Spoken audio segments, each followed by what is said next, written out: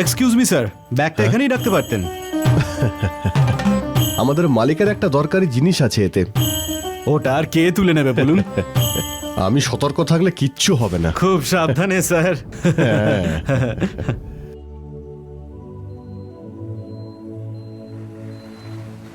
জলের একটা বোতল দিন। দিচ্ছি স্যার। হ্যাঁ,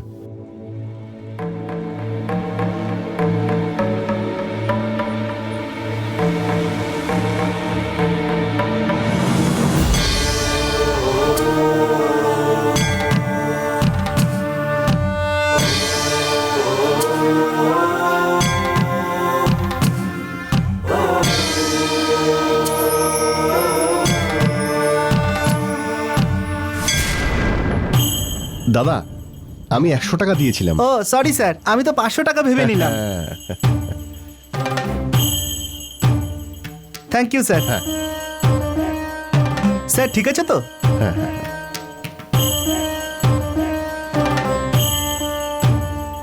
দিদি দিদি ভালো ভাজা আছে, নাও না গো ভাজা, নাও না, নাও না দিদি। কেউ তো নিচ্ছে না। দাদা আসো না, এ ভাজা নাও না, ভাজা। না দিদি আমার লাগবে না। সকাল থেকে কেউ নিচ্ছে না, নাও না দাদা, দুটো ভাজা নাও না দাদা। আচ্ছা ঠিক আছে, আমি আসছি বাথরুম থেকে। আরে কিনবে না সেটা বলো, উল্টো পাল্টা কেন অজুহাত দিচ্ছ দাদা? আরে আমি সত্যি বলছি, মিথ্যে নাও কথা না বলছি দাদা। না। এই ব্যাগটা আর এই জলের বোতল আমি এখানে রেখে যাচ্ছি। আমি এক্ষুনি আসছি বাথরুম থেকে, ঠিক আছে? আরে তুমি একটু ভাজা কিনবে, তার জন্য তোমার এই সুটকেসটা আমাকে দেখতে হবে?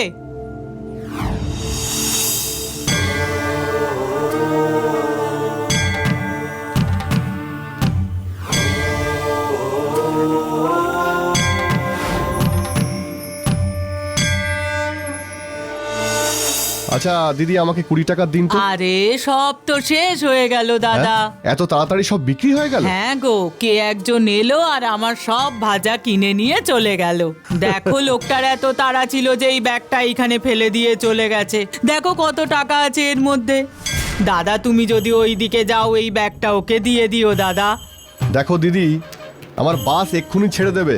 যে ফেলে গেছে সে আবার ফিরে আসবে। তোমার কাছেই রেখে দাও। হ্যাঁ, ধরে নাও এটা ভগবানের দেওয়া টাকা, তুমি রেখে দাও। আমি এই জলের বোতল আর ব্যাগটা নিয়ে যাচ্ছি। একটা টাকাও বিক্রি হয়নি, সকাল থেকে বসেছিলাম। তুমি এখানে ব্যাগ রাখতেই আমার সব কিছু বিক্রি হয়ে গেল। কি বলছো দিদি? দেখো আসলে এই টাকাটা তোমার কপালে ছিল বলেই তুমি পেয়েছো। না, এই টাকাটা তুমি নিশ্চিন্তে তোমার কাছে রেখে দাও। এই কথা বলো না দাদা, সব কিছুরই একটা কারণ থাকে।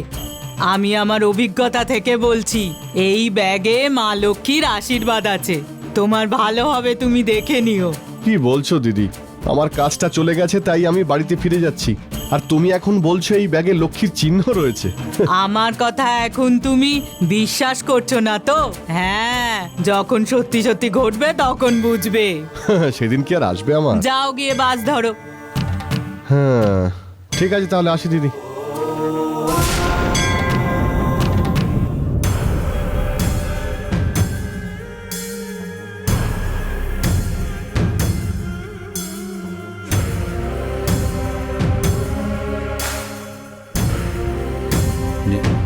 গঙ্গার হাতে ত্রিশূল রেখা রয়েছে। গঙ্গাকে এই বাড়ির বৌমা হতে হবে বলে আপনি বিয়েতে সম্মতি দিলেন, কিন্তু এখনো খুন করে জেলে বসে রয়েছে। মূল মন্ত্রের জোরে দিগবন্ধন ছেড়ে ও বাইরে আসতে পারবে না আপনি বলেছিলেন, কিন্তু নন্দিনী বাইরে বেরিয়ে এসেছে। মুনির স্বামী এটা বলেছে,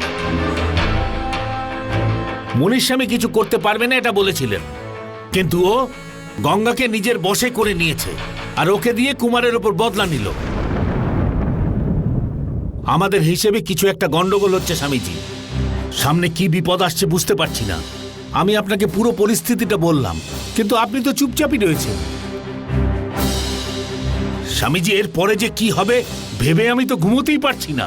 যখন নন্দিনীকে এখানে এনেছিলাম তখন তোমাকে আমি নাগশাস্ত্রের বই 3টে মাদুলি তোমায় দিয়েছিলাম, মনে আছে? হ্যাঁ স্বামীজি, দিয়েছিলেন। প্রতিটি পূর্ণিমাতে 108 বার নাগমন্ত্র উচ্চারণ করে একটা করে মাদুলি ওই ঢিপির ভেতরে তোমায় দিতে বলেছিলাম।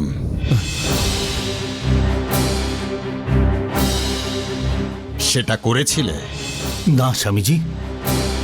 সেটা করনি বলেই এই সব সমস্যাগুলো তোমার সামনে আসছে। ঠিক বলছেন স্বামীজি। মন্ত্র শক্তি হলো বাঘের লেজের মতো, একবার ধরলে কখনো ছাড়তে নেই। কিন্তু তুমি ছেড়ে দিলে, আর সেই জন্য এই পরিস্থিতি হাতের বাইরে চলে যাচ্ছে। আমি পূর্ণিমাতে পুজো করার স্থিতিতে ছিলাম না বলেই ওইটা ঠিক করার জন্যে গঙ্গার হাত দিয়ে মাদুলি দিতে বলেছিলাম, কিন্তু তুমি তা করনি। সেই কারণে মনিস্বামীর হাতে জোর এসেছে। ঠিক আছে, যা হবার তা হয়ে গেছে, সেসব নিয়ে চিন্তা করে কোনো লাভ নেই, ছেড়ে দাও। খুব চিন্তা হচ্ছে স্বামীজি। এরপর নাকি আমার সময়। মুনিস্বামী এটা লিখে গেছেন। ওটা সব সময় আমার চোখে ভাসছে। নন্দিনী ডেরা থেকে বেরিয়ে এসেছে এই কথাটা জানার পর থেকে আমি সব সময় প্রচন্ড একটা ভয়ের মধ্যে রয়েছি। এইটার ব্যাপারে চিন্তা করো, কিন্তু ভ্রম নয়। নন্দিনী কিছুতেই বাইরে আসতে পারবে না, কিছুতেই না। আমি মন্ত্র শক্তি উচ্চারণ করলে সেটা কাটিয়ে ওঠার শক্তি ওই নন্দিনীর কোনোদিনই হবে না।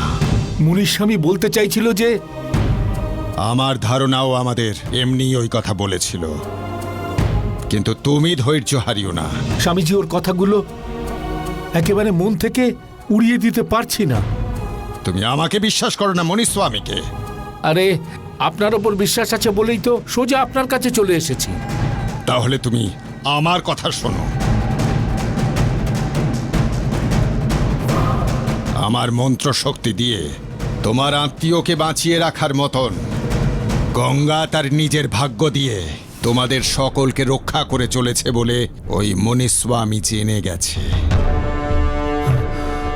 সেই কারণে গঙ্গাকে তোমার পরিবার থেকে দূর করার চেষ্টা করছে ওই পাগল মুনিস্বামী।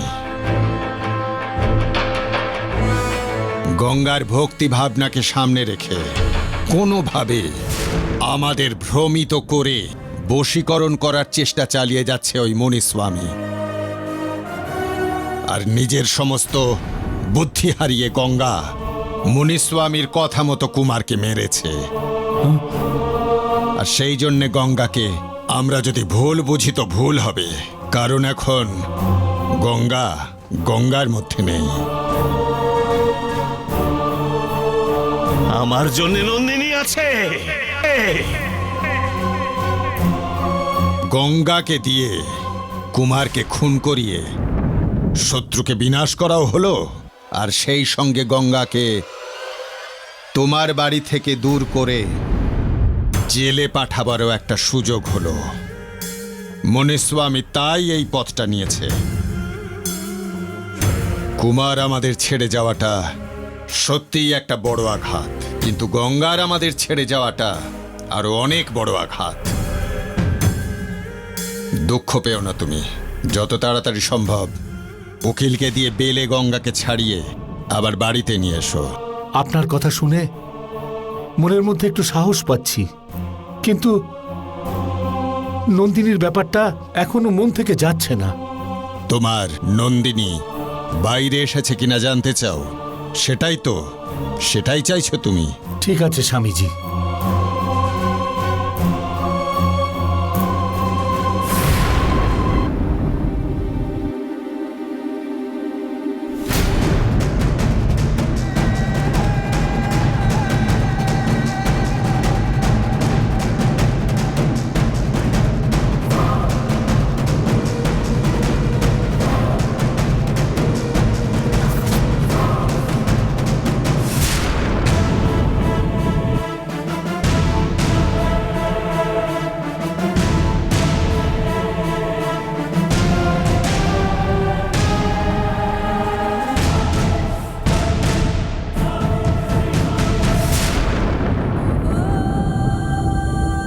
এতে মন্ত্রপুত জল আছে, আর এতে দেওয়া আছে মন্ত্রপুত বিভূতি।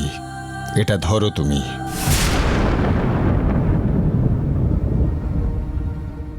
এবার তুমি নিশ্চিন্তে বাড়ি চলে যাও। রাত যখন গভীর হবে তখন ওই ঢিবির কাছে গিয়ে যা করার তাই বলবো।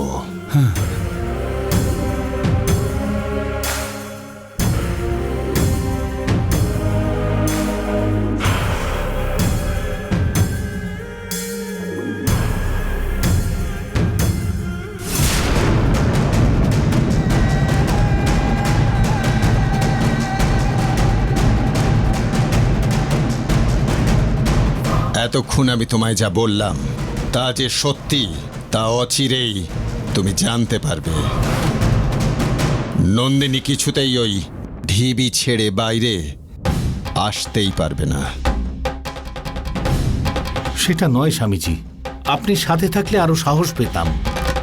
তুমি কিচ্ছু চিন্তা করো না, আমি কাছে না থাকলেও আমার মন্ত্রপুত খড়গ তোমার সাথেই থাকবে, আর সেই খড়গই তোমায় রক্ষা করবে। এবার তুমি এসো। ঠিক আছে স্বামীজি।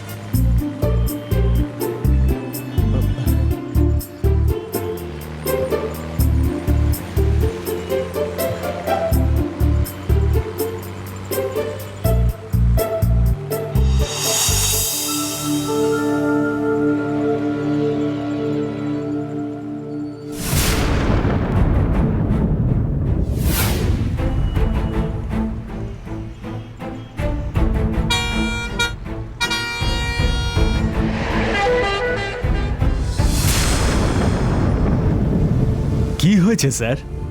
আমার নাম বেনু। আমি রমেশ স্যার। কি কাজ করেন আপনি? মাইসোরে একটা প্রাইভেট হসপিটালে ওয়ার্ড বয় হয়ে কাজ করছি স্যার। ও, বাড়িতে একটু কাজ ছিল বলে 10 দিনের ছুটিতে ছিলাম, এখন ফিরে যাচ্ছি। আপনি কি কাজ করেন স্যার? আমি আসলে এক জায়গায় গাড়ি চালাতাম, এখন কাজ হারিয়ে বাড়িতে ফিরছি। কি হয়েছে স্যার? আমার মালিক হঠাৎ করে মারা গেলেন। আপনার মালিক মারা গেলেন? আপনি নিজের ট্রাভেল কোম্পানি খুলে নিন, কারের জন্য সহজেই লোন পাওয়া যায়। কোথায় দেয় ভাই? আমি অ্যাপ্লাই করলে আমাকে কি ব্যাংক লোন দেবে? কোনো ব্যাংকই আমায় লোন দেবে না। ভাই, এই যে ছবিটা দেখছেন, ইনি হলেন আমার মালিক, আর এই মহিলাই আমার মালিককে খুন করেছে।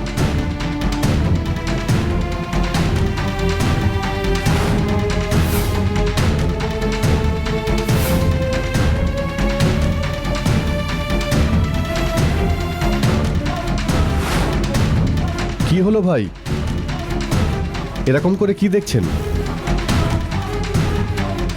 শ্বশুরের পার্টনারকে খুন করেছে। কি মেয়ে রে বাবা! আচ্ছা, তুমি কি কিছু জানো? না, আমি কিচ্ছু জানি না, আমি কাউকে চিনি না। সরো, আমাকে যেতে দাও, আমি যেতে চাই। আরে আপনি চলুন। কি হলো? এই গাড়িটা থামাও, আমি নামবো।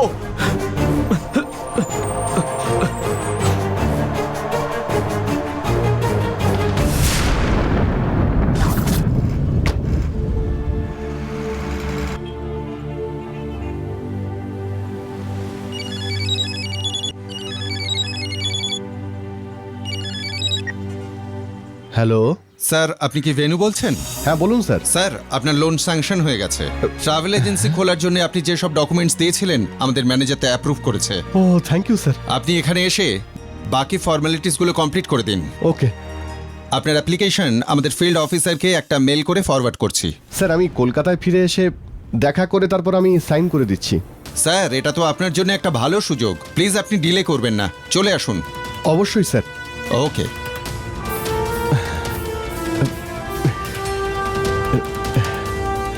কলকাতায় যাওয়ার সময় আমি একটা ড্রাইভার ছিলাম, আর ফেরার সময় আমি ট্রাভেল এজেন্সির মালিক হয়ে গেছি। মনে হচ্ছে আমার কপাল খুলে গেছে। এই সব কিছু আমার কৃষ্ণর দয়াতেই হচ্ছে।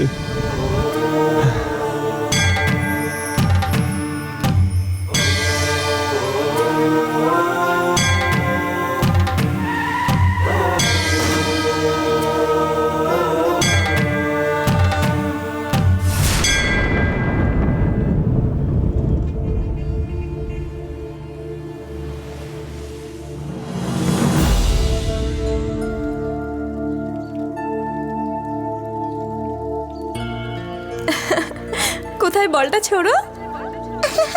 শ্রীনিবাস বাবু, হ্যাঁ, বলুন। অনন্তপুর রোডে জানেন একটা ফার্ম হাউস সেল হচ্ছে, দামটা কমই আছে। আপনার ছেলেকে বলুন না সেটা কিনতে। দেবসেনা,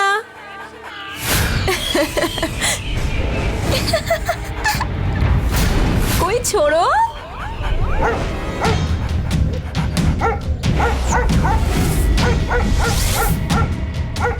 ঠিক আছে, আমি কল করে বলছি যে ও কি বলে। আসলে ওর সঙ্গে একবার আমায় কথা বলতে হবে। মা, কুকুরটা এত চেঁচাচ্ছে কেন? কুকুরটা আমাকে দেখেই চেঁচাচ্ছে। কারণটা হলো ও আমাকে দেখতে পাচ্ছে যে। কুকুরটাকে তো তুমি কিছু করনি, তাও ও তোমাকে দেখে চেঁচাচ্ছে কেন?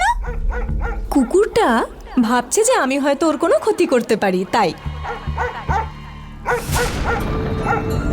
আচ্ছা, তাই নাকি মা? বেচারা কুকুরটার চেঁচাতে চেঁচাতে ওর মুখটা ব্যথা হয়ে গেছে। তুমি আমার মধ্যে প্রবেশ করো মা, তাহলেই দেখবে ওর চেঁচানো থেমে যাবে।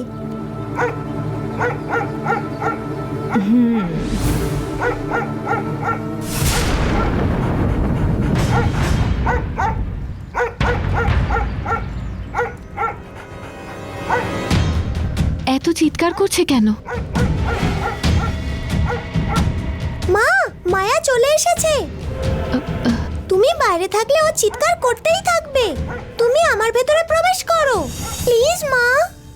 কি? আরেকবার বলতো প্লিজ। প্লিজ মা। মা, তাড়াতাড়ি তুমি প্রবেশ করো। ওকে, বাই। ওকে, ওই ওকে, কথাই রইল। এই জিমি, আয়। কি হয়েছে দেবসেনা, একলা খেলছো কেন?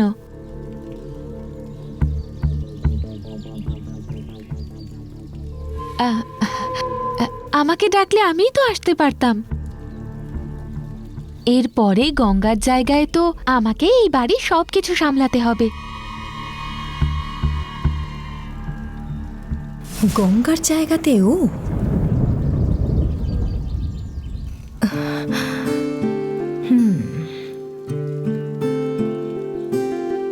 আমি বলতে চাইছি তোমার সঙ্গে তো খেলার কেউ নেই, তাই না? তাই আমি বলছিলাম। এর আবার কি হলো? কি ভাবছো তুমি? হ্যাঁ, সব সময় তো তুমি আমার সাথেই খেলতে, তাই না? এখন কি হলো? চলো আমরা খেলি। এবারে দাও, বলটা দাও।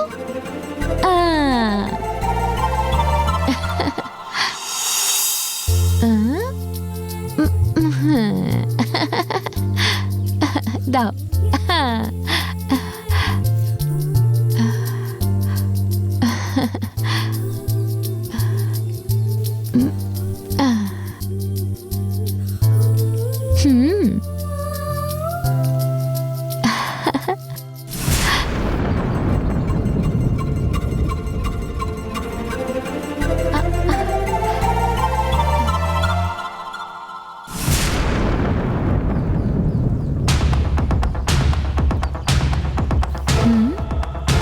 অরুণ তো চলে গেল, আর ওর সাথে খেলবো কেন? আমি আসছি, এবারে তুমি খেলো। খেলবো বলে চলে যাচ্ছ তুমি? হ্যাঁ, তোর সাথে আমি খেলতে আসিনি, তোর সাথে খেলা করছি সেটা অরুণকে দেখাতে এসেছিলাম। আমার না এখন খেলতে একদম মুড নেই দেবসেনা। তোমার খেলার মুড যেন চলে আসে, তার জন্য কি করতে হবে? মুড চলে গেছে, এখন আর আসবে না।